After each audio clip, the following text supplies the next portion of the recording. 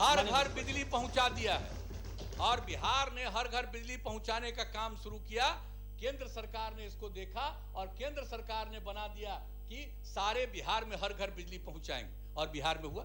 हम लोगों को केंद्र की भी सहायता मिली, लेकिन बिहार का जो बिजली का तरफ से करके हर घर बिजली पहुंचा दिया है। हर एक बात पर अब इसके बाद बैठा जाना, बिजली का दर यहाँ का सब अरे फोन आएगा ना जेलवे से, बड़ाई उड़ाई होगा आपका, जेलवे से फोन आएगा, चिंता मत करिए। हम समझ रहे हैं कि आप बिचवा में बोल रहे हैं, इसीलिए बोल रहे होंगे कि ताकि ये ना फैला आपके बारे में प्रेशर हो जाए कि हम चुपचाप बैठे हुए थे। इसलिए हम समझ रहे हैं कि आपका क्या स्थिति है, हम ठीक से जानते हैं। देश में चलिए अब आप समझ पदों पर हम हैं पहले से, कोई पहली बार मान लिया कि हम आपके सदन नेता जब बोल रहे हैं तो बैठ के पहले भी हम रहे हैं संस्थान के बारे में भी बढ़िया से आप लोग जरा सा हिसाब किताब करिएगा ठीक से। क्या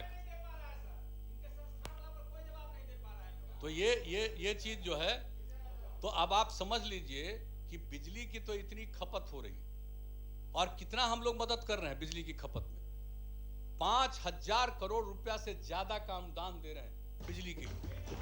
और आप जान लीजिए कि अब बिजली के लिए हम लोगों ने क्या शुरू किया, प्रीपेड स्मार्ट मीटर बिहार में हम लोगों ने शुरू किया। जो देखा हमने, कहा कि ठीक से कोई मीटर का जांच नहीं करता है, लोग इसके लिए दुखी होते हैं। और लोक शिकायत निवारण कानून जो बनाया उसमें जो हम पहला बार 16 में देख रहे थे तो देखा कि सबसे ज्यादा उसी में आ रहा। तो हमने कहा कि भाई इसके लिए तो उपाय करना पड़ेगा और उसी समय हमने सुझाव दिया प्रीपेड मीटर का। आप बताइए बिहार में prepaid meter 1,31,000 prepaid smart meter लग गया।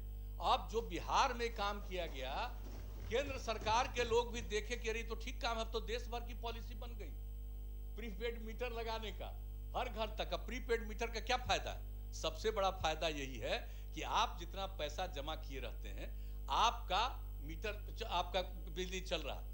अब इसके बाद जैसे ही आपका वो खत्म होने वाला होगा, आपको खबर आ जाएगी, फिर आप पैसा जमा कर देंगे, आपका मीटर चलता है, आपका चलता रहेगा बिजली।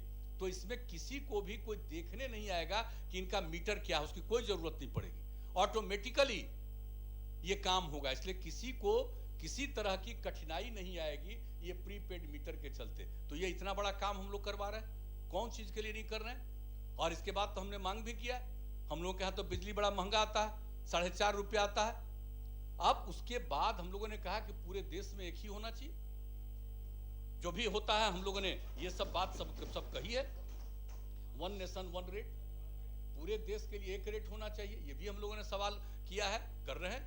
सब लोग सोच रहे हैं कि एक बात है, लेकिन जो भी जिस रेट पर हम लोगों को मिल रहा है, आप समझ लीजिए कितना ज्यादा हम लोग पैसा खर्च करके दे रहे हैं। अब जो गांव में रहने वाले लोग हैं और कृषि के क्षेत्र में जो काम हो रहा है, तो उसके लिए क्या दे रहे हैं, 65 पैसा प्रति यूनिट। आप जरा बता दीजिए मात्र कितना कम है।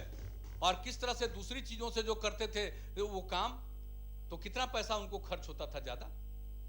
हम तो कितना ज्यादा मदद करते हैं डीजल में भी, लेकिन इसके बाद भी आप बताइए तो प्रति डीजल 60 रुपया तक का, लेकिन उसके बाद भी उनको पैसा ज्यादा लगता था। अब बोलिए 1 मीटर में मात्र 65 पैसा, तो कितना बड़ा फर्क आ गया, कितना बड़ा फर्क आ गया किसानों के लिए। तो बात को तो जानिए, लेकिन है अरे अब लालटेन कहां है भाई, अब लालटेन कहां है, अब लालटेन की जरूरतें खत्म हो गई, अब वो लालटेन का युग समाप्त हो गया, अब सब लोगों का अपना युग आ गया।